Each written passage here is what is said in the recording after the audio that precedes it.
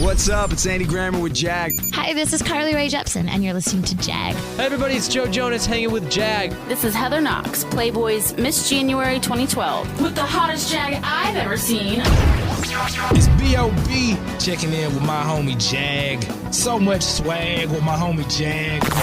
It's the Jag Show podcast. Welcome to Season 2, Episode 2 of The Jag Show. As you can tell by the intro, and in case you didn't know, I spent the first decade and a half of my career working in radio, and because of this I'm often asked, what happened to radio? First, a couple disclaimers. I love radio, and to paraphrase Sammy Sosa, radio has been very, very good to me. It brought me all over the country, from Vermont to Detroit to New Orleans, back to Detroit, and it was in Detroit that I met my wife. I've also had the adrenaline rush of being on a stage pumping up thousands of people, and I met my holy trinity of three artists on my bucket list: Steven Tyler, Carrie Underwood, and Bret Michaels. One is my favorite artist of all time, one is my celebrity crush, and the third was my late best friend's favorite band. I still have the video of Bret dedicating Something to Believe in to my buddy Bill's memory with me standing side stage. Most people don't get to experience these things, and I consider myself very lucky. Also, I have a number of close friends and professional contacts who still work in radio and love it. I have nothing but the utmost respect for them and for the talented work they do. Radio's been around about 100 years, and in that time it's withstood an onslaught of challenges, from television to the early days of the internet, and it stood tall. But if you think that radio is the same as it was when I started my professional career in 2004, you're mistaken. And there are two main reasons why. The first is personality. Ask any American over the age of 50 and they'll remember the names of their favorite radio personalities from growing up, names like Cousin Brucey, Wolfman Jack, Larry Lujack, John Records Landecker. Yes, radio is where people consumed music, but it was the personalities that really made it come alive. Well, over the course of the 21st century, a few things happened. First, radio ratings methodology changed. In the old days, select listeners would be paid to fill out a diary. It didn't matter if they were actually listening to you, but if they thought they did and wrote you down, you got credit. It was all about recall. But technology changed, and in the larger markets, the portable people meter was developed. This is a device that users wear like a beeper, and it would pick up a special signal, track your actual listening minute by minute. With more accurate data, ratings changed immensely. Think about how you listen to the radio in the car. If you're like most people, you don't spend 5 or 10 minutes on every station. You mash those preset buttons over and over again. So when the data came in, radio program directors saw how quickly listeners would tune out DJs who talked on and on. Now, the flaw in this logic is that all DJs get tuned out. Turns out, listeners only change the station when the DJ isn't compelling. But even the talented DJs got scaled back. And at one extreme point in time, we were even told not to talk longer than 7 seconds at a time, roughly the attention span of a goldfish. And so longer form personality was relegated to where you find it today, around the clock on spoken word formats like news, talk, and sports, and only on morning shows on music stations. Now, making the rest of the day into a jukebox seemed like a good idea at the time, but then iPods and Pandora, Spotify, and others came along. And as access to these platforms grew, listeners realized, why would I listen to somebody else's playlist with commercials when I can listen to one I created myself? Radio had lost the key element that distinguished it as a medium. Now, the other big factor in radio opening the door for podcasting was corporate consolidation.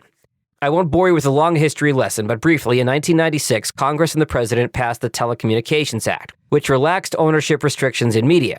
Now, the intent was for it to foster competition, but its effect was to create corporate behemoths that could overpay for radio stations and build massive companies. The largest of these, Clear Channel, owned over 1,100 radio stations at its peak. And remember, this was the economic boom of the 1990s. But then the economy changed. When the downturn happened, these large companies owned many small properties that were not profitable, and cuts had to happen.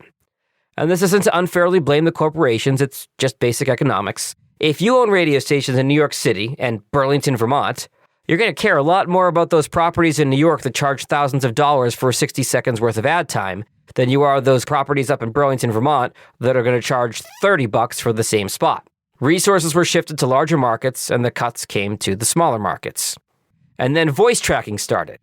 So as computer network technology improved, DJs in one market could record shows that aired in another market with relative ease. For example, when I was a program director in New Orleans, I routinely helped out friends by doing shows for their stations in Colorado Springs, Greenville, South Carolina, Detroit, Michigan, and Madison, Wisconsin, all from my studio in New Orleans. So as time went on, many local radio hosts were victims of cuts. Some got replaced by out-of-market voice trackers, and some by nationally syndicated radio shows like Elvis Duran, Ryan Seacrest, Mario Lopez, and more. So during all of this time, podcasting was growing, and it's really taken off over the last 2 or 3 years. A number of former radio DJs have begun their own shows, unencumbered by time and content restraints. And those who had a large audience and social media following have been able to bring their audience over. Now, smart current radio DJs also do podcasts. They'd use them to supplement their show. 1, it's a way to connect with your audience on demand. And 2, it's a nice insurance policy if you were to be the victim of tomorrow's budget cuts. Now, radio is starting to figure it out. All of the major radio companies have invested in podcasting. National Public Radio, NPR, has long been a leader in the field. But the most telling sign that radio is into podcasting? Last summer, when I went to Podcast Movement in Philadelphia, every big radio company was there to learn about podcasting and maybe even to recruit some talent. I knew radio cared when I saw one of the happy hours was sponsored by, wait for it, iHeartRadio, the company that Clear Channel became. So what does all this mean for podcasting? Well, 15 years ago, guys like me had to cut our teeth in small markets, like Burlington, Vermont, for me, for example. Most of those jobs, they don't exist anymore. So podcasting, with its low barrier to entry, might be the new farm system for radio. And that's why, if you can demonstrate talent and personality, you could find your way to a paid gig down the line. When it comes to podcasts, radio is, well, listening. But as a longtime lover and employee of radio, I also wonder what all this means for radio.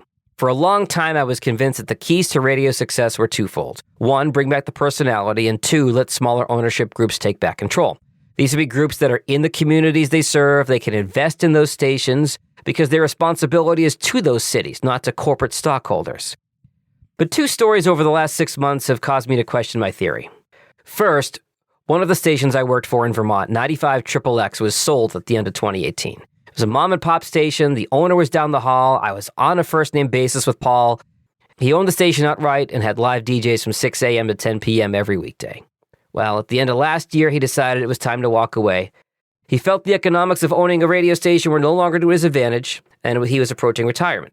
So he sold his 2 stations, one FM and one AM, to another radio company in town. The AM station, like before, has only live DJs in the morning, but the FM station is a shell of what it was a year ago. They now run syndicated programming in the morning and at night. Station, always once live and local, now only has bodies in the studio from 10 a.m. to 7 p.m.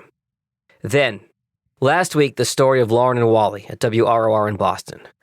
When I was 8 years old, I would call these guys and tell them dirty jokes.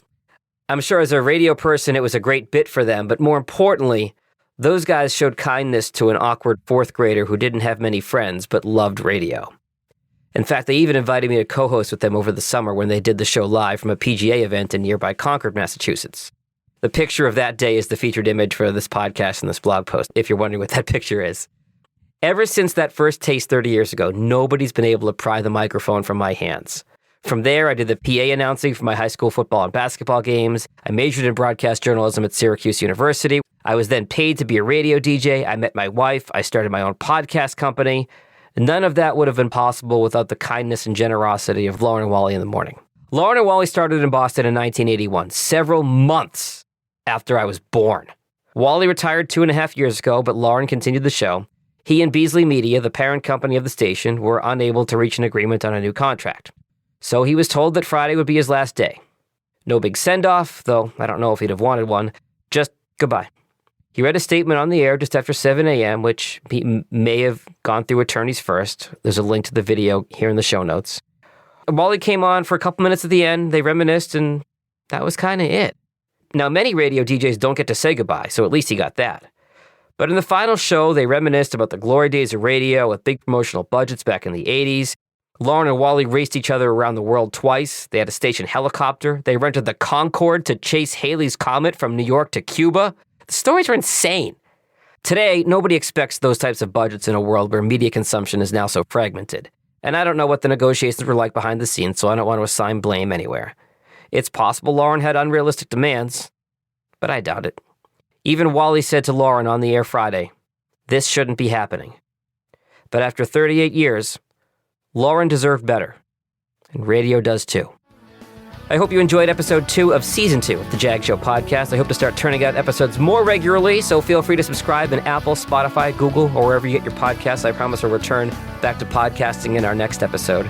Feel free to share this episode on social media if you think others in your network will enjoy it. And speaking of social, you can follow me on all platforms at Jag in Detroit, or visit my website at jagindetroit.com. That's JAGINDETROIT.com. Later.